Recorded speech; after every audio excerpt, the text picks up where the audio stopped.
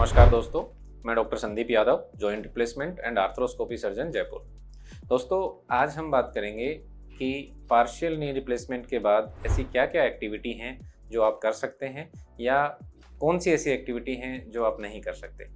जब भी हमारे पास घुटने के दर्द से पीड़ित मरीज हमारे पास आते हैं, जो लंबे समय से घुटने के दर्द से पीड़ित रहते हैं और जिनकी दिनचर्या, जिनकी लाइफ़स्टाइल, जिनका रहन-सहन उस घुटने की दर्द की वजह से काफ़ी कुछ ख़राब हो चुका होता है, या मैं कहूँ कि बहुत ही एक सेडेंटरी लाइफ़स्टाइल में वो लोग चले जाते हैं। बिकॉज़ हर बार जब भी वो कुछ एक्टिविटी करने की कोशिश करते हैं, चलने की कोशिश करते हैं, वॉक करने की कोशिश करते हैं, तो हमेशा उस घुटने के दर्द की वजह से वो चीज़ उनकी नहीं हो पाती। तो दोस्तों, आज हम बात करेंगे कि पार्शियल नी रिप्लेसमेंट सर्जरी के बाद पेशेंट क्या कर सकता है, कितने महीने के बाद वो कौन-सी एक्टिविटी कर सकता है। सबसे पहले हम बात करेंगे कि पार्शियल नी रिप्लेसमेंट सर्जरी में, जैसा कि हमने पुरानी कुछ वीडियोज़ में आपको बताया कि घुटने का सिर्फ़ और सिर्फ 30% हिस्सा, यानी कि 1/3 हिस्सा ही हम रिप्लेस करते हैं, और जिसको भी हम माइक्रोप्लास्टी टेक्निक से रिप्लेस करते हैं, जो बहुत ही एक मिनिमल इन्वेजिव टेक्निक है। बहुत ही सूक्ष्म चीरे से उसको हम ऑपरेशन करते हैं, जिसके अंदर किसी भी कोई मसल्स का या कोई सॉफ्ट टिश्यू का डैमेज उसमें नहीं होता है, और ब्लड लॉस भी बिल्कुल ना के बराबर होता है।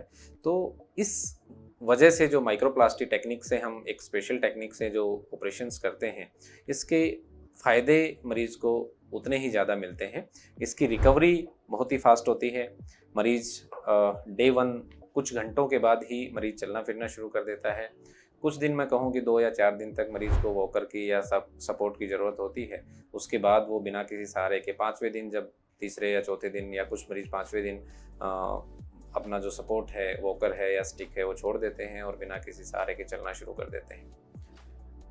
जब 15 दिन के बाद मरीज़ हमारे पास सूचर रिमूवल के लिए या उसके लिए आते हैं, तो वो खुद अपनी गाड़ी में बैठ के और आराम से कंफर्टेबल चलते हुए, बिना किसी सहारे के चल के वो हमारे पास सूचर रिमूवल के लिए आते हैं। जब हम बात करते हैं कि 1 महीने के ऊपर, तो 1 महीने में आप साइक्लिंग कर सकते हैं, आराम से अपनी मॉर्निंग वॉक शुरू कर सकते हैं। 1 से 2 किलोमीटर तक आप मॉर्निंग वॉक आप अपना कर सकते हैं, और जो रूटीन दिनचर्या के सारे काम हैं वो आप 1 महीने पे पूरी तरह से कर सकते हैं। जब हम बात करते हैं 2 महीने की, तो 2 महीने पे आप सारी रूटीन एक्टिविटी आप जो भी करना चाहते हैं, जैसे कि आप कहीं कोई ट्रैकिंग के लिए जाना चाहते हैं, या कोई गाड़ी ड्राइव करना चाहते हैं, कोई कार ड्राइव करना चाहते हैं, बाइक चलाना चाहते हैं, तो ये सारी एक्टिविटी आप 2 महीने के बाद कर सकते हैं। जब मैं बात करता हूँ 3 महीने की, तो 3 महीने के बाद आप ज़मीन में बैठना, उकड़ू बैठना, इंडियन टॉयलेट यूज़ करना,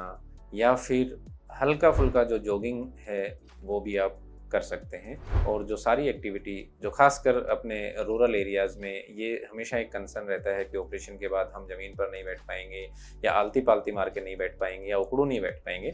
तो पार्शियल नी रिप्लेसमेंट सर्जरी, जो कि हम माइक्रोप्लास्टी टेक्निक से करते हैं, उसके 3 महीने बाद आप ये सारी एक्टिविटी, उकड़ू बैठना है, आलती-पालती मार के बैठना है, साइकिल चलाना है, हल्की-फुल्की जॉगिंग करना है, ज़मीन में बैठना है, ये सारी एक्टिविटी, अपनी गाड़ी खुद ड्राइव करना है, बाइक चलाना है, ये सारी एक्टिविटी आप अच्छे तरीके से कर सकते हैं।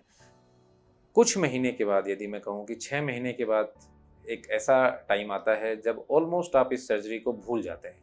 क्यों? क्योंकि आपका घुटने का 70% हिस्सा जो है वो आपका ओरिजिनल हिस्सा है। सिर्फ 30% हिस्सा हमने चेंज किया है या रिप्लेस किया है। आपके घुटने के सारे ligaments, ACL ligament, PCL ligaments, MCL और एलसीएल लिगामेंट, सारे लिगामेंट्स आपके इंटैक्ट रहते हैं। तो जो जॉइंट का सेंस है या प्रोप्रियोसेप्शन है, वो आपका इंटैक्ट रहता है। जो एक नेचुरल नी की फीलिंग आपको रहती है, तो आप उस सर्जरी को कुछ समय के बाद, या मैं कहूँ 3 से 6 महीने के बाद, आप पूरी तरह से उसको भूल जाते हैं, और अपने रूटीन दिनचर्या की जो भी एक्टिविटी आप करना चाहें, जैसी भी एक्टिविटी आप करना चाहें, वो सारी एक्टिविटी आप पूरी तरह से बिना किसी दर्द के, बिना किसी चिंता के कर सकते हैं। धन्यवाद।